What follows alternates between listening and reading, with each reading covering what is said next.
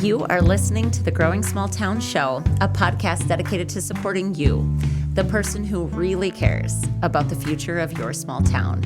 We believe when people get better, everything gets better, and our episodes offer the ideas and actions that prioritize people and small communities.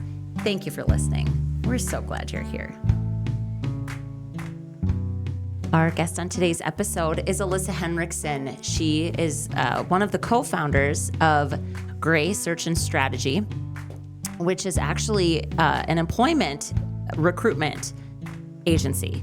They do more than that, than just hire people into positions, but that's primarily what her work is. And our paths crossed at a community venture network event back in January. And so we want to plug the CVN again. They're doing such great work to bring really, truly great people together. So it was super fun to have this connection. But basically, Alissa, over video, actually took the stage at this event that I was at, and she shared workforce trends. And there was so much overlap in the communication, just in what she communicated as far as what businesses should be thinking about, or really ought to be thinking about, and what employees want. And again, I just had this really strong sense that just because a lot of bigger companies are what we think of as recruiting, I know, for example, in our community, there have been at times where we've had kind of key positions in financial institutions, for example, that have used the services of a recruitment agency. They're key positions, right? And I think it doesn't matter what the position is. All communities are talking about how to recruit talent. And again, I get into this conversation about culture and about what your community really feels like. And Alissa takes that approach. She thinks about the community as well as just the business when she's talking to potential employees. And so this is a really fun conversation, talking about how much what you build in a business that you have in a community, and it doesn't matter really how big the community is, but if we're talking small towns, what you're building within the four walls of your community has massive impact out on the streets of your community. And so this is a really cool conversation for thinking about what employers can do differently to attract talent. And then also there's some community angles as well that I just think are really important to the time that we're living in right now, where jobs are plentiful and people have choices. So how do we get them to think about choosing us? So sit back, friends, and enjoy this conversation with Alissa Henriksen. Good morning, Alissa. Welcome to the show. Good morning. I'm so happy to be here. Thank you. Yeah, well, we have a lot of fun stuff to talk about, I think. Yeah. So before we get into Gray Search and Strategy, which is the company that you can talk a bit more about the full suite of services. There's a lot of stuff that you guys do. That's the agency you own with your spouse, which is awesome.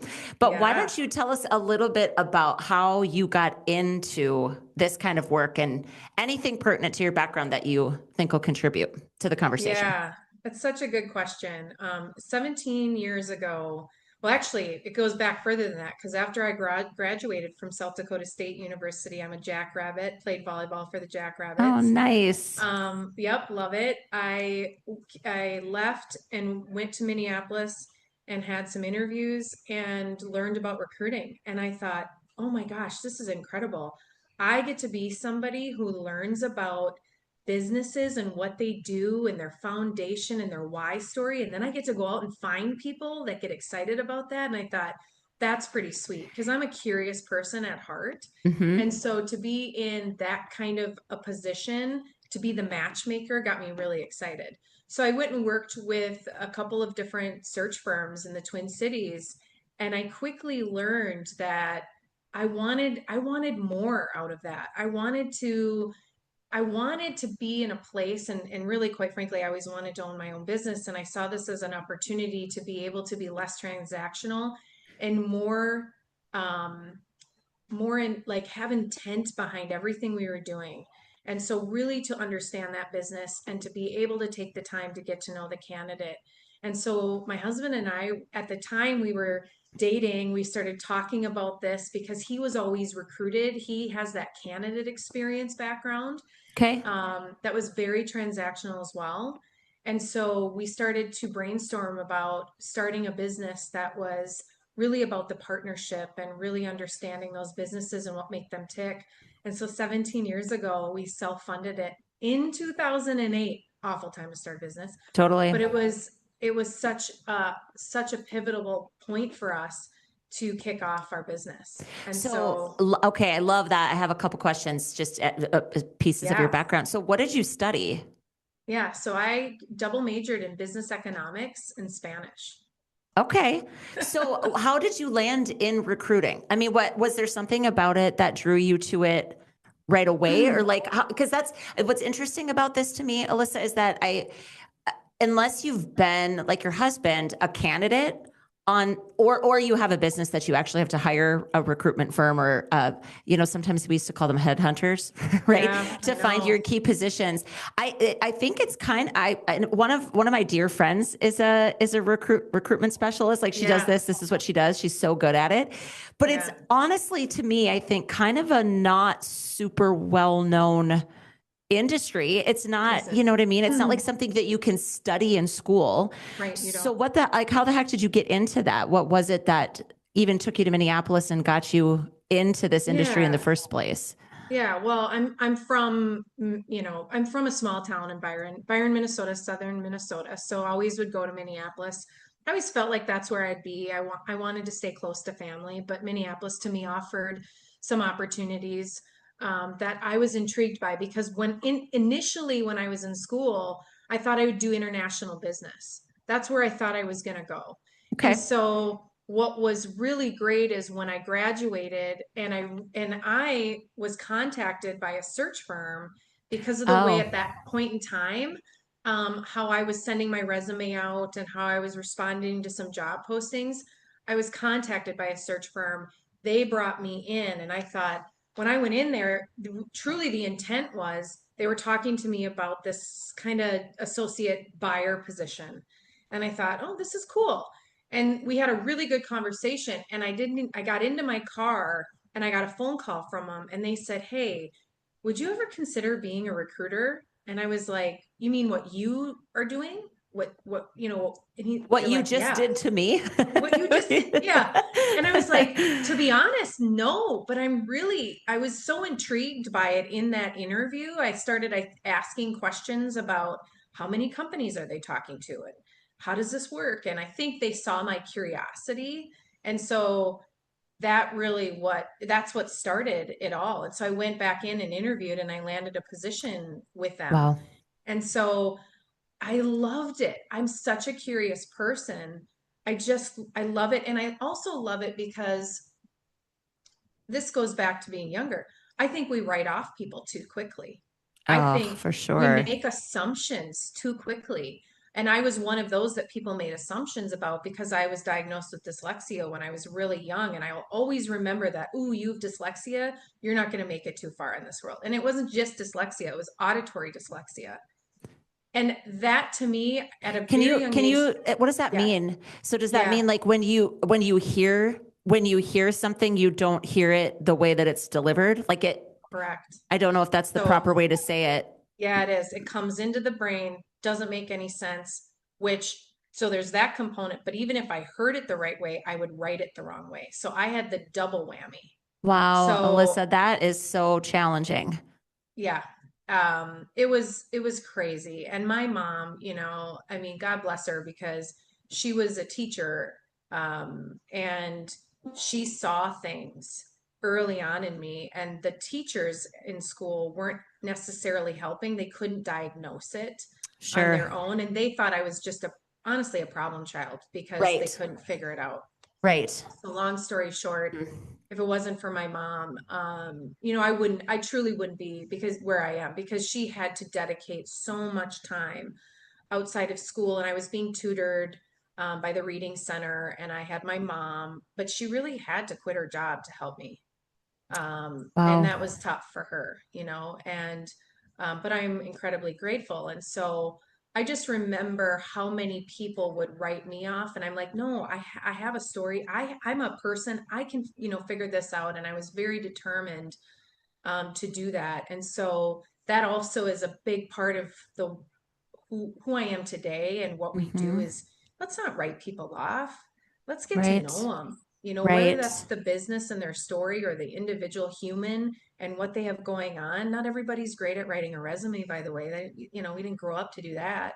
How Yeah. can we help people? So, Right. Okay. Well, I love that. So my follow-up question is, I think I already know the answer, but I want to hear you articulate it. So you said that when you were in that initial recruiting firm, that you didn't say this, but what I felt like I heard you tell me is that something was missing. yeah, There was something in the either you called it transactional, so maybe some of it yeah, was process, but some of it feels like it might be more foundational yeah. to the work than that for you. What was missing that you were just like, if I could do this my way, here's what I would add, or here's how I would build it. Yeah. That's a really good question. First, I felt pressured to do things very quickly. Yeah, I And, bet. and, Because time and is money in recruiting. it It's so is. costly. I mean, Yep. Yep. Get it filled fast and let's go. Right. And and listen, like there's so much I'm grateful for all the experiences that I've been given, and it's out there for a reason. Search firms are still thriving with that and doing well. But for me and how I was built, I had more questions, both for the companies we were supporting and the candidate that wanted to learn more about the opportunity. And I wanted that time to be able to do that, to dedicate to both because I felt they both deserved that time in mm-hmm, order for us to make a match, because it wasn't just about filling the position for the guarantee that was offered, the 90 days or whatever it was. It was about the long-term fit and how that individual can make an impact, not just for those few months, but for years to come. Right. right. And so it was about allowing us to have that time and to put thoughtfulness into what we were doing, how we were getting to know them, because every business requires a different strategy to get to the end result. Mm-hmm, Every business, as you're learning about their founder story, how they got to that point to where they are today, and the kind of people that really help make that business thrive is different. There isn't one business that's the same, right?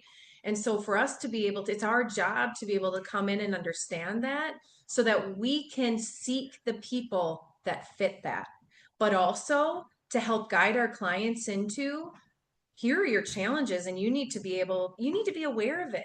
You need to understand if you're not aware of it, you're going to continue to hit these roadblocks. You're going to right. continue to hit your head up against a wall, and that's frustrating for any business owner. I'm a business owner, so we need to be able to know what to look out for. And so Right. that strategy component and really helping them, we're so incredibly passionate about. Right. Okay. I love all of this. So when I first heard about Gray Search and Strategy, it was at an event in Minneapolis, but it was specifically for rural or smaller community economic developments or communities, like in general. So just for the audience, the purpose of them listening to this, it could have been a mix of people in the room. For the most part, they worked in community/economic development. Right. But what was so much fun is that I did like there's nice, I love the format of that event, by the way. I I mean, do it's too. I do too. just that kind of quick hit Q&A, just open questions. And I had done my part, like maybe 2 or 3 presenters ahead of you guys. Yeah. And mine is my perspective is very much born out of my professional background in organizational development, but also just being wired the way that I am, being who I am, and being in this community, right? Yeah. And so it was so crazy and fun when you guys get up there and you talk about kind of the 5, I think they were called, I think you actually titled them the top 5 workforce trends Yeah. for us to be thinking about. And there were so many kind of points of overlap between Yeah. kind of my perspective and what I had shared and what you were sharing. And so this to me was like a really easy fit in alignment Yeah. for our audience, because talent is talent.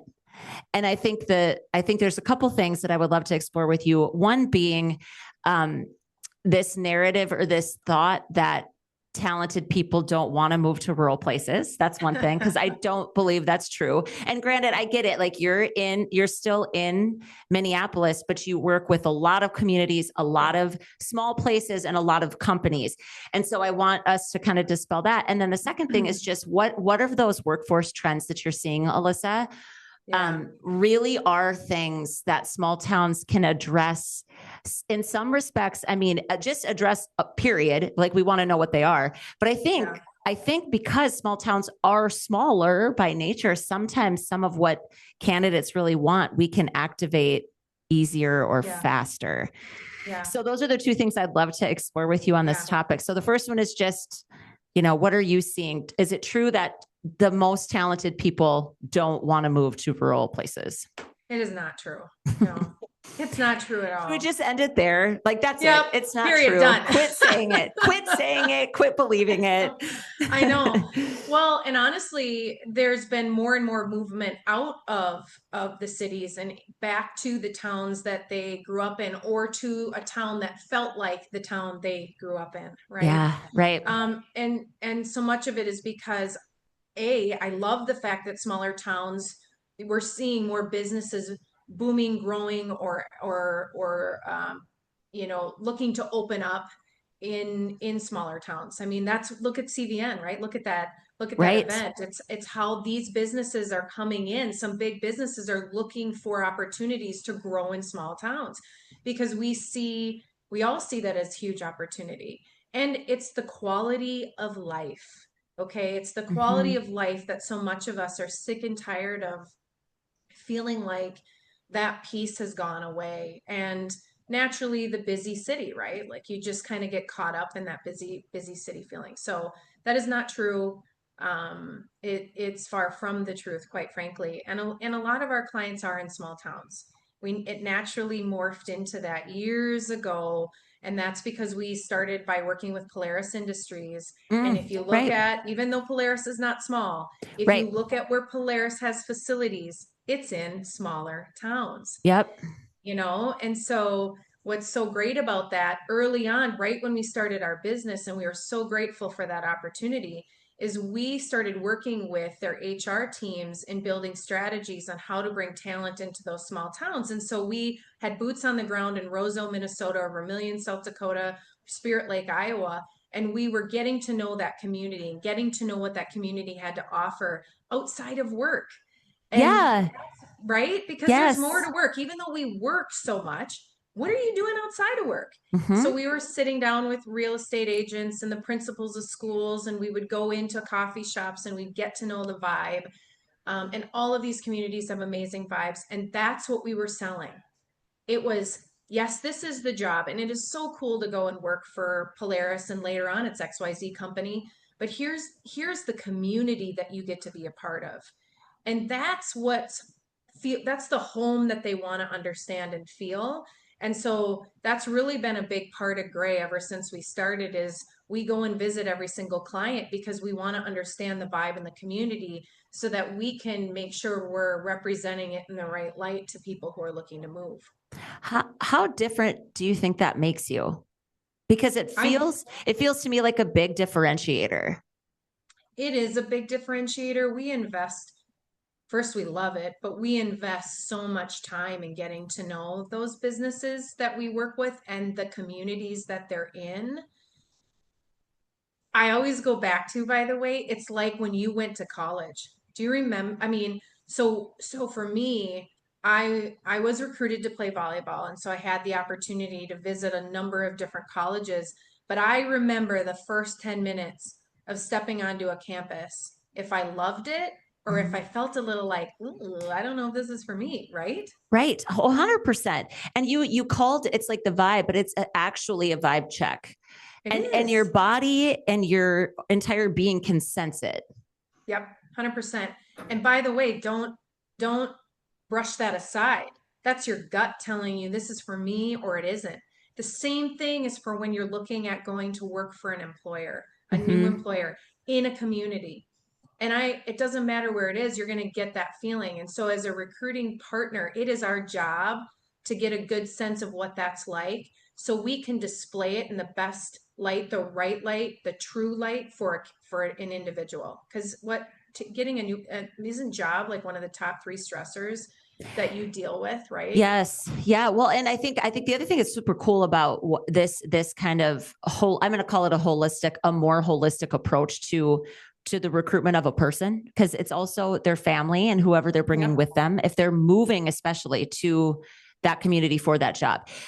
You're doing this work in a way, and again, it's why small towns even have a shot, I think, Mm-hmm. at some of this talent. It's Right. because I think the world has changed so much, and it's shifted in our favor. Yeah. It's small towns Yes. favor, and I think we just need to be. It's okay to acknowledge that, and it's okay to be proud of that. And I Yep. think it gives us opportunities to shine in ways that it's tougher for bigger cities to do, just because there's more distraction, right? Yep. And I Yep. think you're also it's recognizing that people, like, even if a job is really good, it's hard to get people to stay if the environment isn't, like, if the Correct. actual 100%. community that they live in, because we don't live in a time anymore where people will make those sacrifices, because Right. people have choice, Choices.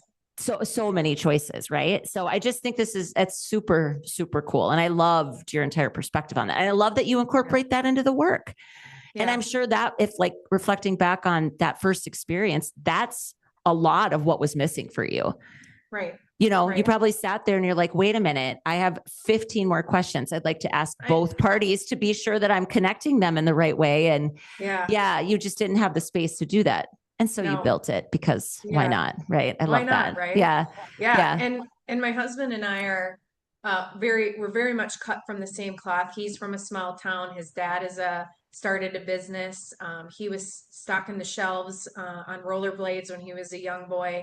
I mean, so we have so many, I think we have so many similarities and our focus around customer service and just how we're built, but those small towns are beautiful. And because we were both born and raised in a small town and have, you've plus and minuses to small town and big city, we can really relate with some of the challenges and some of the things that you can get stuck in a rut if you don't understand what those challenges are on the outside that could be impacting your ability to bring in that talent. Right. So, Right. Okay. Awesome. Let's talk trends. yeah. What are you seeing? And I actually remember a few of them. We also, I think, do you guys have a white paper or a blog post of some sort that We summarizes do these? we do blogs. Yep. Yeah, I thought so. So we'll make sure that we link to that so people can actually see the Yeah. results. But when you think about our audience, and it's, again, it might be small business owners listening to this, it may be community development people listening to this. We all know the value of a new resident. I mean, and just in the sense that we're always hungry to Yeah. recruit new people to our communities. So what are the things we should be thinking about? Yeah. First, I gotta go. What's really cool is when you got up and spoke, mine was a video. And so I remember listening to you and thinking, man, God, do I love your perspective. It's so great. And you're so straightforward and you're fresh. And it was so, so great to feel a common connection just based on our thoughts and how we feel, right? Because I could feel your passion of wanting to so badly support small towns and help them see what they could be doing to continue to remain competitive, right? And Yeah. so first and foremost, I love that. And these trends are, I think it's sometimes hard for small towns and small communities to wrap their heads around, but one of them is, right, working with the individual on, I don't like calling it hybrid. And by the way, there's so much talk right now about people going back into the office full time, especially in the city. But it's not so much about hybrid, it's about meeting people where they're at. So Mm-hmm. let's get rid of the word hybrid. I'm sick of it, quite Like frankly. working environments. Yeah. Yes. Yeah. Yes. Right. Yep. You just need to be able to understand that people are dealing with more pressures, more challenges today than ever.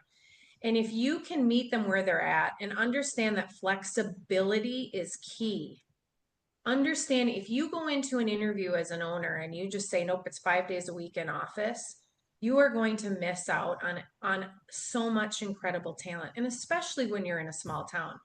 And Mhm. by the way, if you know your culture and if you understand what makes your culture tick and you hire to that culture, you should never ever ever have to worry about what that new hire or that employee is doing. They are a fit and they want to work hard for you.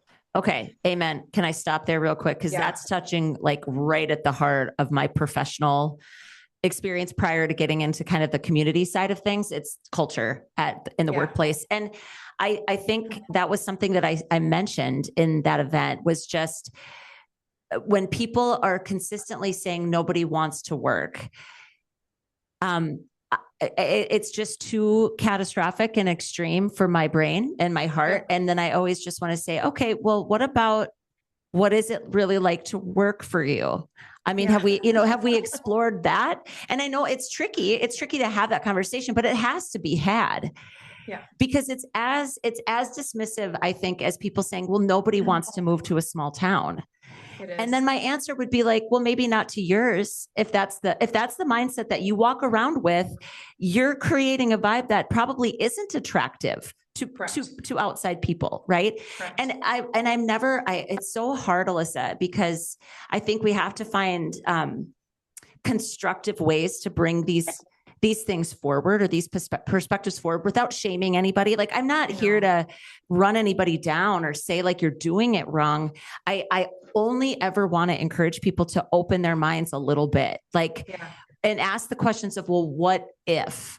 Like, what if there are things we could do to make our culture friendlier to work in? Because that's just it. I think you're touching on something I think is so important, because the whole feeling of worry, like the worry people have about what are my employees doing if I can't see them every day, that's not an employee problem. That's a culture problem. It is a culture problem. And I get that. Yes, then you might have to have some conversations about productivity, but if you have just this lens that employees are out to screw over their employer, that's a perspective that has to shift, because it isn't valid. And it's also very fear-based, which I don't think any thinking born completely out of fear is ever really the best course of action or way to think about things, right? Like, it just doesn't have any trust. There's no trust in people. And that's got to be baked in, And so to the people listening to this, if you don't have these things kind of figured out in your culture, do that, and do it now. because you have a culture, whether you think you do or not. That's what I think is always so funny. Like, it's happening. You maybe haven't defined it, and you maybe don't love what's been created, but you have one. Right. So I'll get off my soapbox about this, but my goodness, that's a big deal to me. Well, and I think for the listeners, something that you can do without spending any money is just Google culture exercises. There's so many different things out there, but regardless, go back to when you started your business. Go back to what was the passion? What was it that was driving you to go out and do it, right? And get excited about that again. Remember what that felt like. And then remember, as you were continuing to see growth and opportunity and what was happening, right? And then I always say, what are the first, let's say, 3 to 10 people based on your size of company that come to mind that demonstrate what your culture feels like? Amen. Right? These are so practical, and I love them, and they're super helpful. I hope people are literally taking notes, because I think what you're touching on too, Alissa, is that so I just had a conversation with a prospective client yesterday about this exact kind of work. They don't have anything defined.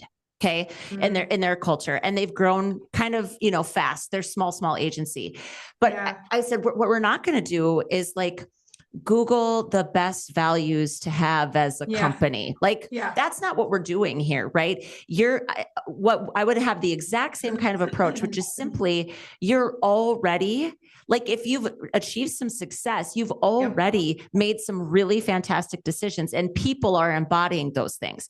So that's exactly it. Who are those people that really represent, like, if the ones that you say to yourself and no one else, like, if I could clone her or him, I would. Okay, let's talk about that person. What do they do? How do they act? How do they show up? What do they embody? Right? Like, it's such a great, you've already got great people. we're not You inventing things out of nothing here. do. We're You just do. putting some language and some definition to the things that guide the people Yeah. side of your Yeah. business. So Yeah. yeah, love that. And you could even ask those people very simply, by the way, which I hope they're doing, they're checking in. Mm-hmm. Quarterly is very much recommended, or at Right. least mid-year. But you ask them, what are the 5 words that come to mind when you think about our culture? And you ask them individually. And Yeah. now you start to see the consistency in what those people are saying to you about your culture. And now you're starting to build more meaning and meat behind the culture. It's something that, everyone is feeling. Yep. Because you really do want to hire and fire, make tough decisions on those culture words, right? On what does your culture mean to you, and who are you today? So Yeah. And amen to that as well. Like it's not just a recruiting tool. It is, it's almost, and again, these are bigger words than the average small business would use, but that idea of, talent development or a talent, pipeline, or just kind of career laddering, like those kinds of things, and future workforce needs. yeah, yeah, It's instead of saying, well, we just know it when we see it. I'm like, yeah, but why don't we figure out what it is that we're seeing yeah, that feels really good to us? Because that's when you figure those things out too, it makes your job as a recruiter so much easier, because right. you're matching on more things than skills. You are. Because You are. I mean, I don't know if that's anything you're seeing in the trend, but like I have this really, and I would love to hear your take on AI too, and like Oh my what's gosh. happening, in that sense of it. But it's like, to me, and this is again is anecdotal, so you probably have tried and true experience to back up this hypothesis of mine. But I think with skills becoming like actual skills, the technical skills of jobs, right? I feel like they're going to become more and more commoditized in a way that having a skill isn't enough to make you special or to Right. stand out. Right. And so we can't simply hire to a set of technical skills. Some Correct. jobs, it's a little easier to do that, I think, Yep.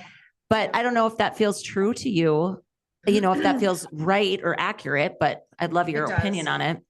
It does. I mean, there are positions out there, and we could go at this for hours on which ones would require some experience with that technical expertise. I 100% agree. Yep. However, we are crippling ourselves by believing that somebody needs to have X number of years of experience in order to do this job. What we are doing is we are eliminating, again, talent, especially from a small community. If you do a general radius around your community and you start to look at, which we have the ability to do, people who have technical skills with a certain background, you are going to be dead in the water if you don't start thinking differently about how to hire into those roles. So one big hot one, let's say, is a controls engineer. And we've had conversations with clients about this that are in very rural areas. You can bring people into your organization that fit that culture, number one. Number one, fit the culture. And they have the technical aptitude to do the job, Yep. right? Yep. There are tools out there that can also test for that. But if you have strong people in your organization that have been doing this job, that fit the culture, this is such a sweet opportunity for them to start training that next generation of people Mm-hmm. who fit the culture, have the technical aptitude and the hunger to get it done. Let's Right. go. We can do this, right? We don't have to say, well, they don't have 8 years of experience, so therefore we can't hire them, right? Mm-hmm. Because guess what? Yes, you are going to run into a lot of issues around internal equity. I hear that all the time, especially if we're trying to hire people with so many years of experience, because they're never going to have the exact experience that your person has with 8 years of experience. So no matter what, there's going to be a discrepancy on compensation. I am so passionate about this. Mm-hmm. I get you need at times that senior leader or that senior experience. And if that's the case, you're going to have to bend on the comp, because those individuals who are wanting to come into a smaller community, who have the years of experience, they are compensated differently. Right. And so you're going to have to be able to flex in those areas.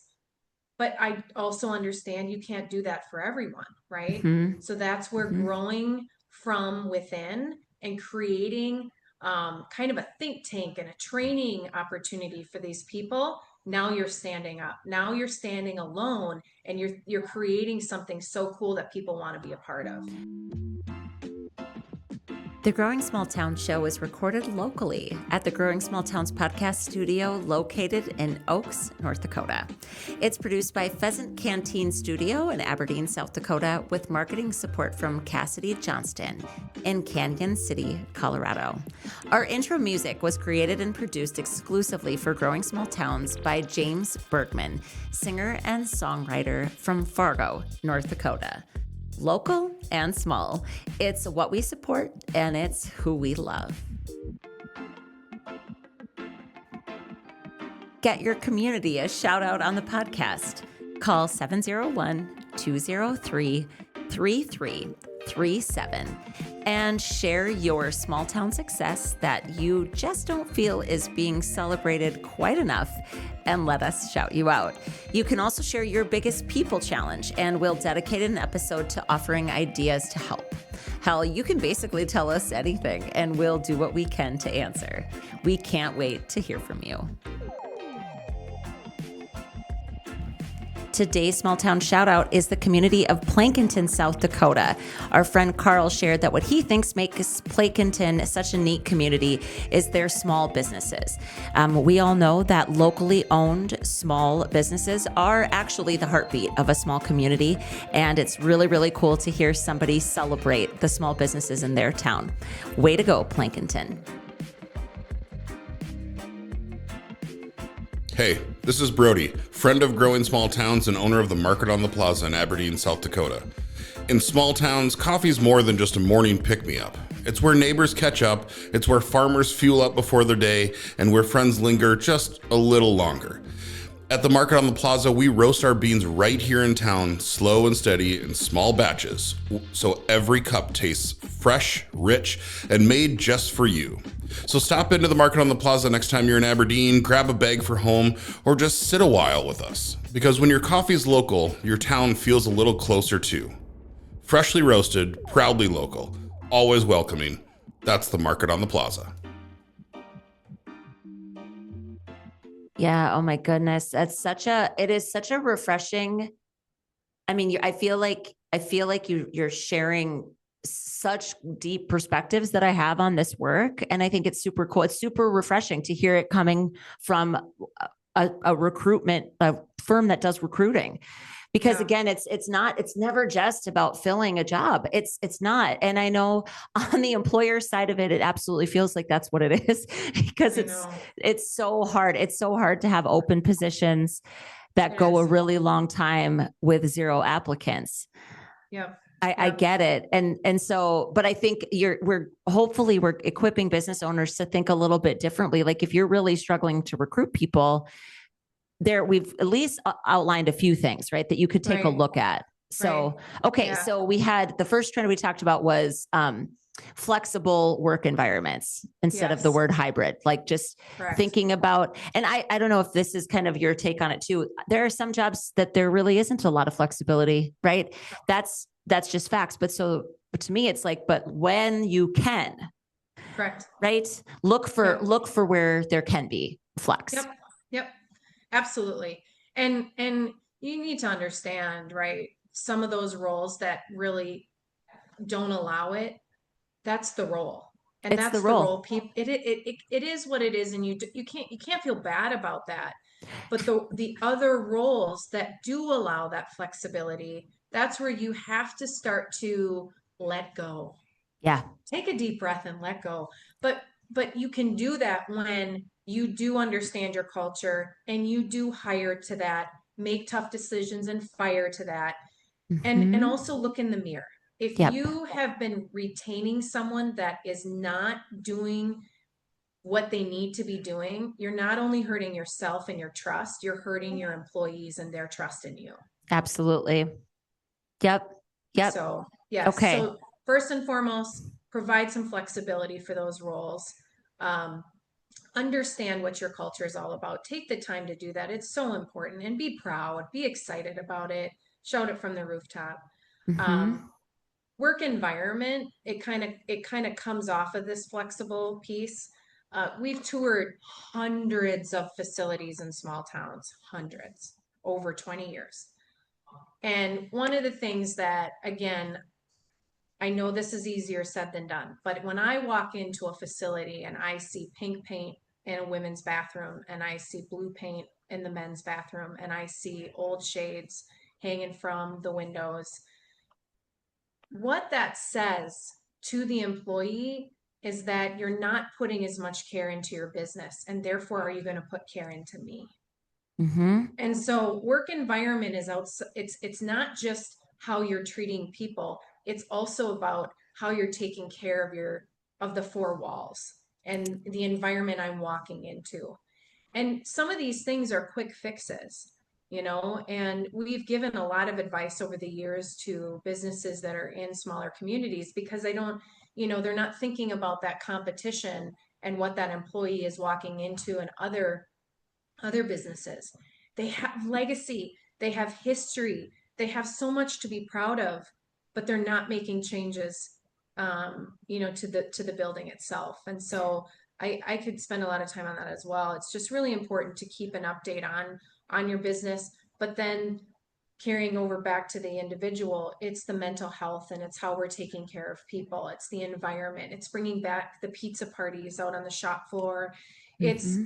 it's making sure we're connecting with our employees on a quarterly or mid-year basis, and making sure that you're asking them, how are you doing?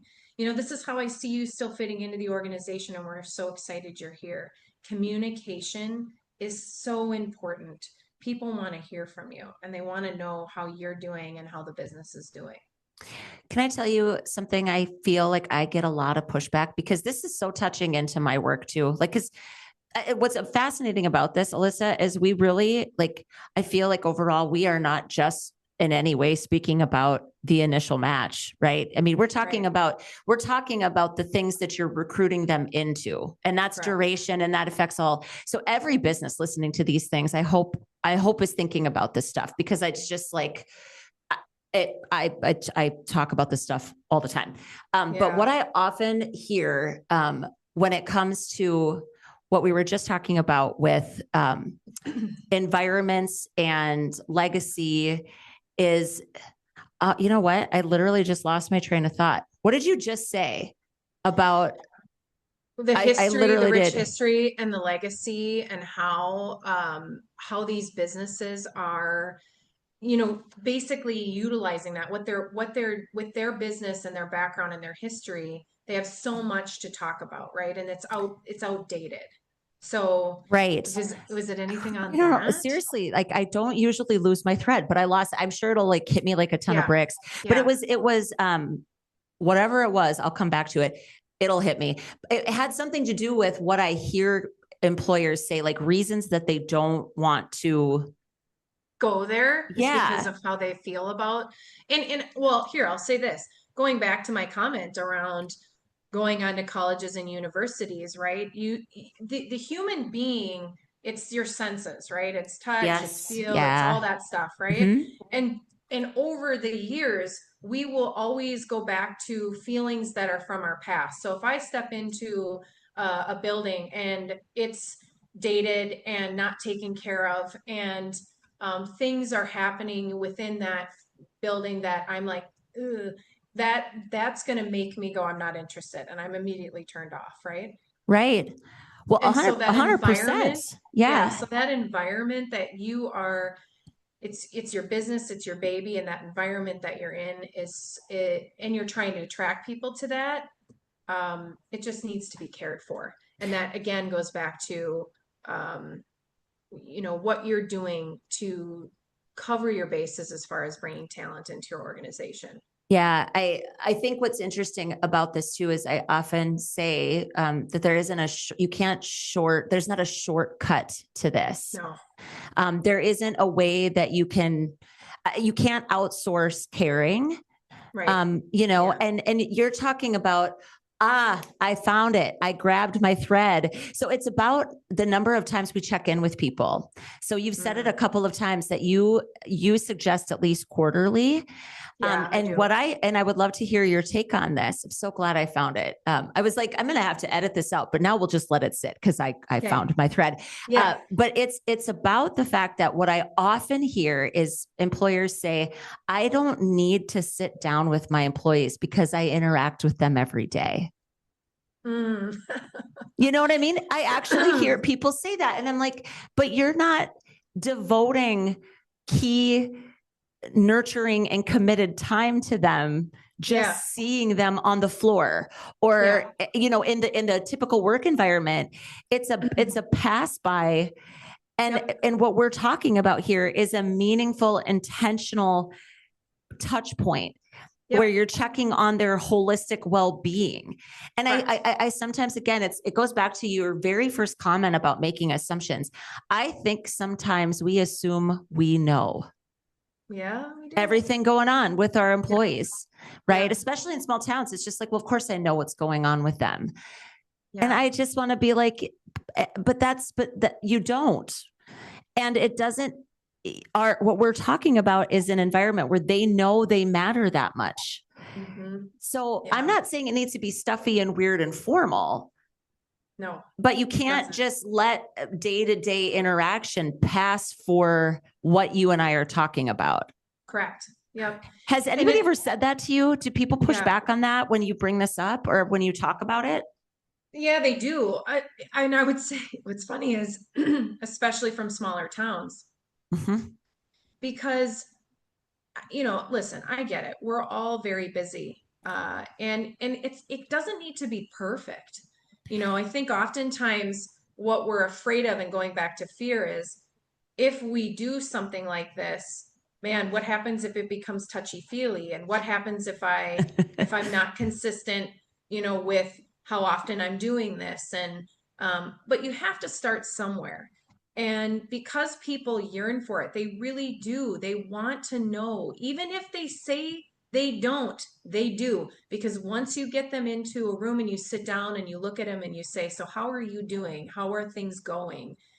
You know, some are a little bit more introverted, and of course, you know, they're gonna have a harder time, I think, carrying on a conversation. But it's the fact that you're opening the door. Yeah. And the fact that you're showing you care. And that is what's so important. And they're going to go home, I guarantee it, and go, well, that was interesting. I mean, my boss asked me how I'm doing. Right. And they actually showed that they cared. It's You're mind-blowing, but it's that simple. It is that simple to show the care that you have for your people. And so, you know, that's where if you're like, I'm not doing this at all, just start then with something. Start with, hey, you know, mid-year's coming up, and it might be a great time to set up a time for you or for your leads to have discussions. But also your leads this could go down a whole nother path. Your leads may not be equipped to do this either. So you may need to spend some time with them and saying, hey, this is all we're doing here, right? This is all we're doing. This is the shift that I encourage. This is the shift in leadership that I'm encouraging in my work on the kind of the consulting side of my world. Because also, I mean, we haven't even touched on this yet, but like the newest generation coming into the workforce, they have different needs. They do. And we really need to pay attention because the answer cannot be, well, they're just lazy and entitled. Yeah. I mean, I'm just like, well, if you want that to be your answer, you know, go with God. You are going to have a really hard time filling positions and being a viable business into the future. Because I don't know if so a statistic I had seen from, I don't remember if it was Gallup, probably Gallup, I'm guessing, by 2030, 30% of the workforce will consist of like millennials and Gen Z, right? So that's 5 years away. 5 years. So if the next 5 years, all you do is say that all the people in that generation are lazy and entitled, what are you going to do? Because one of every 3 people working in your business is going to be from that generation. So They are. yeah, And by the way, we kind of enabled that generation to be who they are, but they are not all lazy and entitled, right? nope, right. And it goes all the way back. I have so many conversations about this, which is really funny. You know, my mom's like, well, I didn't, you know, I had to work on the farm and nobody helped, you know, I didn't get any help doing anything. And it was hard work. And it was, you know, just don't expect praise, just get your job done, right? And Mhm. so you think about how that went into the workforce.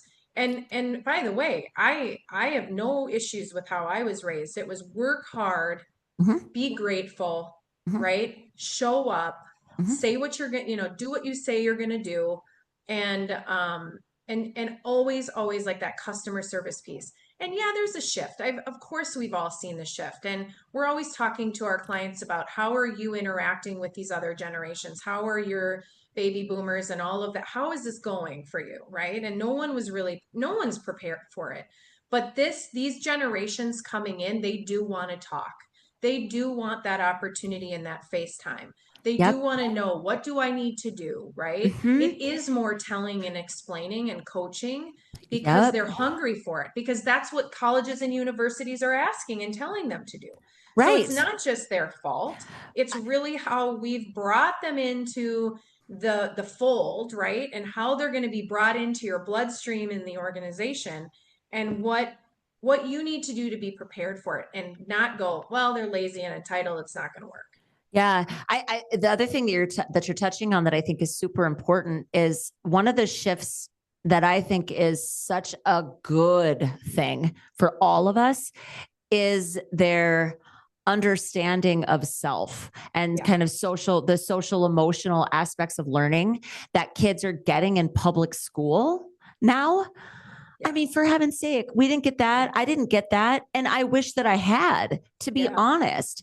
Right. Yeah. So it's really funny because there's a lot of people that I do life with that would really prefer that none of that be discussed at school. Yeah. And I'm just like, but it's a part of learning. It is Understanding your emotions, being emotionally intelligent. That is a massive personal skill, an interpersonal human relations skill. Right. And our kids are getting exposed to it. Yeah. Right. Like it's not just all of a sudden they're in a workforce and they've got to like figure out how to navigate other humans. Right. Like it's wild. So even though it's hard for us, older generations that maybe haven't explored as much of our own inner worlds, I really think, like, I encourage everybody to think of that shift as a good one. Right. Because again, we're talking about AI, like we have to out-human the robots if we're going to win this thing. And humanity is touchy-feely, to go back to words that you said. Everyone's afraid of that. And it's like, but that's humanity. It is humanity. Yeah. So it's an interesting thing, because I think I get the tension. I get why it feels like, oh my gosh, I don't want to open myself up to that. Ew. Yeah. And when I talk to clients, I'm like, but what if we opened our door just a little bit to it, you know? Oh. And like, I always ask, like, what are you really afraid of happening? Like that's a good question. They tell you some big, enormous thing, and what do you think you're going to do? What do you think is going to happen? You know? Right. And sometimes people have actually said, I'm just afraid they'll start to cry. And then I literally say, okay, 100%. well, then how would we handle that? Like, let's talk about it. What would we do? Right. Well, because it's human to feel human. things, and you know, giddy up based on what's going on and all the things everybody's dealing with. You're going to see more of that, right? You are. I mean, so I've got 2 kids, and I know how I didn't have the social media influences, right? And we all have our own rules and guidelines as parents on what you can and can't do in your own household. But for me, who was raised in a family that actually, you know, right or wrong, it's not like talk about your feelings. That wasn't shoved down my throat, but I had to because of dyslexia. I actually really had to because of what that was doing to me. And by the way, 1 in 5 are dyslexic. And a lot of dyslexics go down the path of depression. I'm sure. Right? Because Right. they're not diagnosed properly. Mhm. And so for me now, as a parent with 2 kids and social media, I am always saying the response of good is not good enough for me. I want to know what's going on in your world. And I want to know when you're feeling down and you're feeling pressured and you're feeling alone and you're feeling sad. And I'm forcing this to become a comfortable thing for them. Yep. Well, I know I'm not alone. So we, as now business owners, you have to think, if this is what's going on a lot in households, those kids who will someday be in the workforce are going to want that level of communication. They are. Right? They're going to need it. They're going to want to know they're doing the right job. And if they're not doing the right job, what job do they need to be doing? And more hand-holding, whether we like it or not, is because of the circumstances these kids are in, that we're all in within society, right? And so that's the way that we have to mold and form and be flexible. I'm so passionate about that, because again, if we're not opening the door for the conversation, we're not showing people that, hey, we care. We're not listening to what they're dealing with. And that just ends up being a domino effect to a disaster that then goes out into the workforce, right? If they're holding all this in and they don't have anyone to talk to, and they go home and they're dealing with stuff, it's just a domino effect of negativity in the workforce. So yeah. Oh my goodness. I love it so much. I know that it's hard. I fully admit that shifting an entire way of thinking about what work is supposed to be. Yeah. Right. And holding on to kind of the more command and control rules of 20-ish years ago. Right. I get the desire. I say it all the time, like, oh, it would be so awesome if you could just look at people and say, just do your job. I'll pay you well, just do your job and shut up about it. It would be so great, but it's not. Don't bring me problems. Yeah, exactly. Like, please don't feel things. And, I always joke, like, if only people literally could put their emotions in a bag, and you could be like, just leave your baggage at the door and leave it out of here. It would be awesome, but humans don't work like that. And again, the normalization of a range of emotions in younger people, that's healthy. And so now we just need to adopt our workplaces to allow for that too, because that's healthy. Yeah, it is. So it's wild. It's a wild shift. And I know it can be really taxing for people, but it can. And I'll tell you a quick story. We worked with a contract manufacturer and medical device for 17 years. They were recently sold. Really cool company, leadership team, just a bunch of amazing engineers from the president, VPs, all the engineered backgrounds, right? And so I would say naturally engineers just don't have as much like, let's talk about feelings and let's get into the warm and fuzzy, right? It just is what it is. Yep. We've been working with them for a long time, and one of their employees who was a leader, we've started to spend a lot of time together, and the president was talking to me just about some challenges. And the more that honestly, over 2 weeks, the amount of time I was spending with him, I went back to the president and I said, you do know he has a learning disability, right? And she goes, no. And I said, he has a learning disability, and I'm guaranteeing you he has dyslexia. And what that did is it got her to think differently about how to work with him. All of the struggles were tied to not him wanting to work hard, not him. He understood the job and he had been there for a while. And she's like, there's just this thing, I can't understand it. He needed to learn differently. And just think I just think this goes back to writing people off. And even though he had been there for, a few years, they liked him. He was a culture fit, but they were struggling with him. All of it changed when they understood how to work with him going forward. By investing time with people, you can get to know them and you can get to know what their challenges are.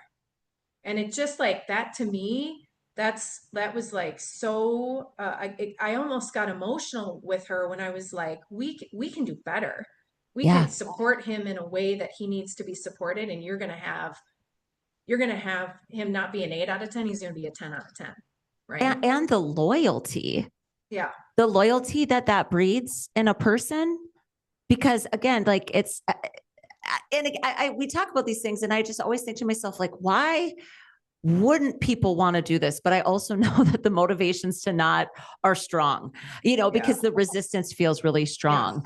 But that's ultimately what we're talking about, is creating workplaces where people feel seen, like they can contribute, like they're wanted and needed as individuals. All of that's research based, by the way. I mean, that's all Gallup, right? And that's about employee engagement, because that's the other thing. I don't know that oftentimes employers think enough about the cost to their organization of a disengagement or a poor fit, right? Correct. Incredibly costly. Yeah. And it's not just that they leave. It's what happens. It's the loss of productivity. It's the weight or the impact on the morale, of everybody else that works there. These are real costs. Real costs. And humanity is the way through it, which I'm always just like, let's be more human. Yes. I know. And we can do it. We can do it. That phrase, right? Yeah. We can do hard things. I've said that for a long time, and it's good, right? It's good to be uncomfortable. Yes. It's good to put yourself in a position of feeling uncomfortable, because you're also learning, and you're going to mess up. You're going to make mistakes along the way. And as long as you admit to that, like, listen, I'll be the first one to admit, like, I missed our first quarterly check-in this year with employees. And what I loved is they came to me and they're like, hey, are we doing that check-in? And I'm like, oh gosh, like this year has just been a whirlwind. And I can't even believe it escaped me when I'm so passionate about the people check-in, right? Yeah. We're moving and we're doing this, and then the family stuff and all that. And I'm so glad that they've gotten so accustomed to it, and they are not afraid to come to me and go, hey, are you going to do that check-in? So it's awesome. And that's what I want. It's true. You've built an environment where trust is thriving. Yeah. Both ways. Right. And ultimately, it's so great. Okay. How about one last big trend that, and I think you have more than two, but we've touched, and again, I think this conversation is truly, to me, it's so enriching, because it's not just about how do we get people here. Because honestly, everybody that's a part of a community can think about some of these things. Yes. Like, I want the takeaway from this to be like, what could you do to be just a little bit more human to everybody today, and make some room for that, and know that it might be a little uncomfortable, but embrace all of that. Right. So, one last trend that you think we should be thinking about. I would love to hear it. Yeah. Well, obviously the hot one is AI, right? And I think in small towns, maybe not. I shouldn't assume that. I apologize. We just need to know what's being talked about, what's out there, what's on the horizon. I would say I would be lying if I said, based on some of the things that I'm hearing, I'm not a little scared. Of course I am. Yep. The fact that I'm hearing things like in 10 years, AI is going to replace X number of people in the workforce. Yeah. So we're just going to let robots run the world, and I get it. Like, there's so many positives to AI. And we use AI today, and it's incredible what it's doing, and it can be incredible for businesses too, in the way that they build a job description, or even look at where they can find talent for these roles. You don't necessarily need to pay a recruiter for everything. You can really use AI in the right way to help you do this, but you need to be educated on it, and you need to be on the lookout. AI is never going to replace the human, and the human helps you determine who is the best fit based on culture, based on feeling, based on gut. AI cannot do that. And if we allow AI to make hiring decisions alone, boy, that's scary. That we can never do, right? Because we're the individuals who started our business, and I'm speaking as a business owner, we're the individuals that understands the people that are the right people that help make an impact, help us grow, help us see things, learn. I want people who are better and smarter than me. I want to be surrounded by that. But you cannot use AI to make all of those hiring decisions for you, but they can be a part of it, right? And so a couple takeaways I would say is definitely use it to freshen up your job description. You can take your old job description, you can pump it into ChatGPT, and you can say, how can I make this more current? And what am I missing? Or what are some interview questions I can be asking people today to better understand fit, you know? Yeah, right. But they'll never, ever be able to understand your culture. So that's the thing you can't expect with AI. Right. I think I love that so much because I have the same take, and I'm going to mention a throwback episode here. We'll make sure we get this one in the show notes. We had an AI practitioner on talking about what this means for rural places. Because I think, what he and I talked a lot about is that we can use AI to like fill skills gaps in rural places, right? It actually kind of can level the playing field in some respects, right? Yeah. But it isn't what, I don't care what people say. I've heard like big pro AI people say, well, it is going to get smart enough where it can empathize. And I'm just like, empathy is a human thing.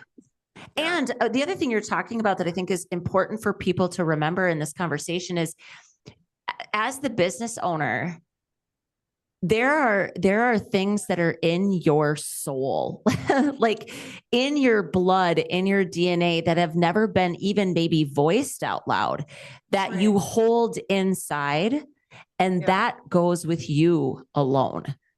AI can't access it. AI, like if the rich conversations that we have with people were not recorded in some way, that all of that value, AI doesn't have access to. They don't. But you do, as a person who was involved with it. And that's the other reason why I think it's interesting that we talked about how the shift back to the workplace is kind of happening. I wonder if that's not a part of it.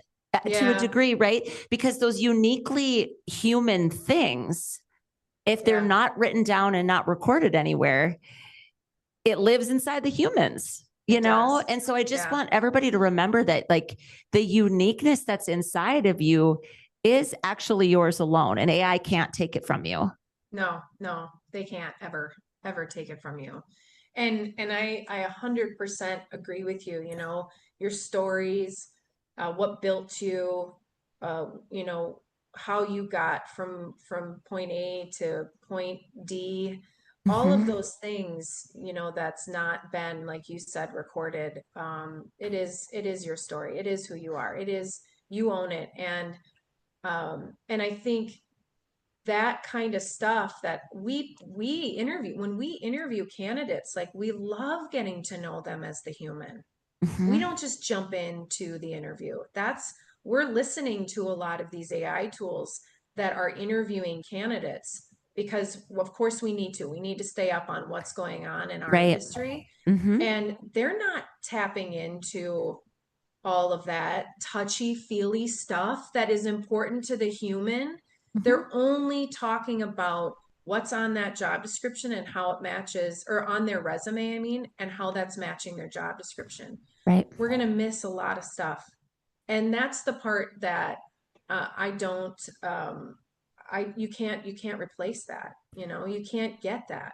Right. So, that's why this is an art. It is. It's an art. It's not a science. If it were a science, you would lose your job. You would lose your agency to AI. Yep, you would. And so would I probably, like most of us that even do the idea of consulting work. Yeah. But it doesn't freak me out. Like, it freaks me out in some respects, just because there is going to be a big, big shift. And I don't exactly know what that's going to look like. But I do know that one of the answers can be just continuing to live a rich experience as a human, and collect those things that are really human. Yeah. And it changes you, and it changes what you know, and it changes how you show up, and that will always live with you. That's what you get to take with you, Right. And I think that's a little bit of how we can kind of, AI proof our lives to a degree, is actually be human with other humans.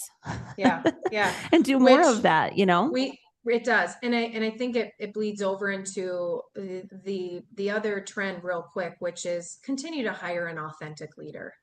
Yeah. That, like as you're growing and as you're adding people, and we're talking about the human side and what AI can do, and how it can be beneficial, of course, but no matter what, based on the generations coming in, you need to understand what kind of leader is going to get the most out of your people and continue to support your growth, right? Your business is changing. I'm sure you're looking at how do we need to change as a business to stay up and to be competitive, and knowing that with that, we're bringing people to support it, but it's that authentic leader that is going to continue to help you grow, help you get to that next level, that opens the door to the conversations, that also holds people accountable because they've opened the door to those conversations, Exactly. right?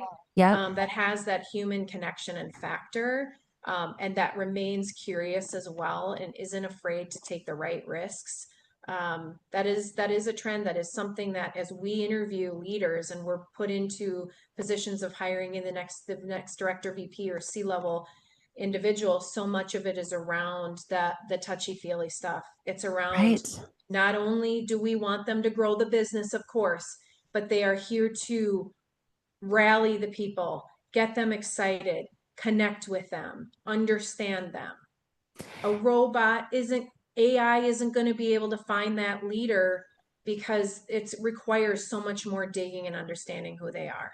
Yeah. So, And AI can't be that leader. right. Right. Not only can they not find them, but Yeah. they're not going to replace that No. quality. And I think the last thing I just want to pull out of what you just said, that was such a beautiful summary of just what it means to be authentic, right? Especially as, like you said, a leader of humans. Oh my goodness. Like, just to me, nothing matters more.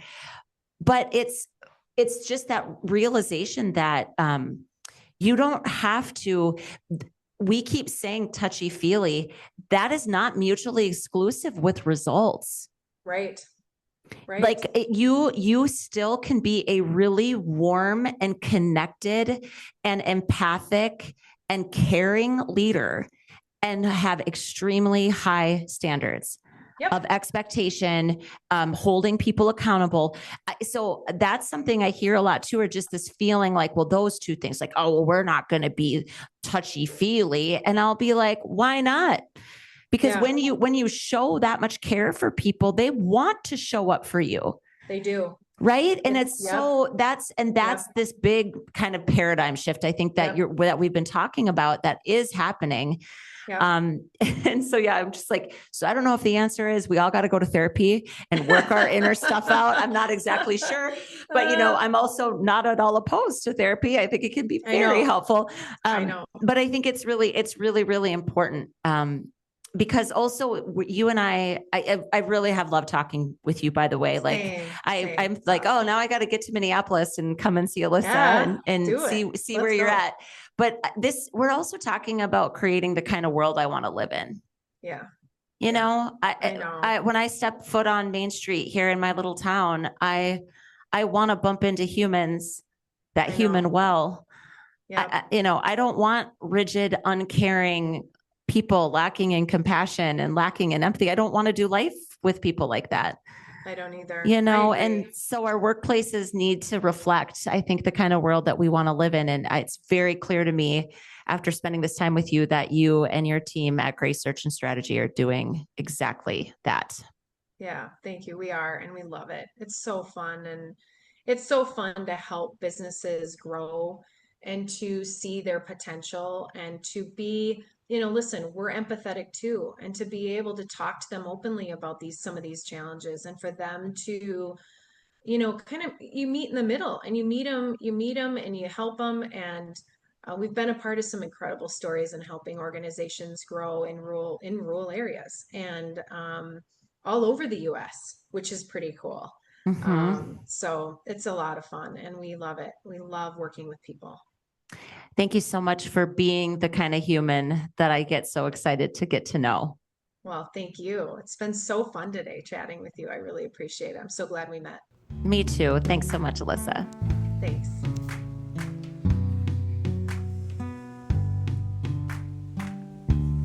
We hope you loved this episode of the Growing Small Towns Show. We encourage you to leave us messages at 701-203-3337. And be sure to subscribe to our newsletter at growingsmalltowns.org. In the meantime, keep doing what you can with what you have right where you are. Your community needs you. Because we are growing small towns. We are growing small towns. We're right here living our best lives, as crazy as it sounds. But we are growing small towns. Growing small towns, we are growing small towns.